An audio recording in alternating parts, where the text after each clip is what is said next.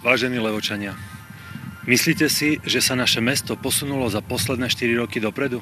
Ja to vidím takto. Nemocnica prišla o 2 oddelenia, ľudia nemajú prácu, priemyselný park je prázdny, deti a mládež nemajú kde v zime korčulovať. A v tomto duchu by som mohol pokračovať ďalej. No vy, Levočania, si zaslúžite určite viac.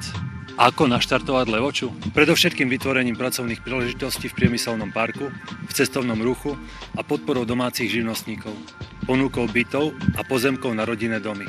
Svoju víziu práce pre mesto chcem naplniť úzkým napojením na rezortné ministerstva, aktívnym čerpaním eurofondov a hospodárnym používaním mestského rozpočtu. Som presvedčený, že sa z Levoče môže stať prosperujúce mesto európskeho typu, kde ľudia budú pracovať, oddychovať i bývať.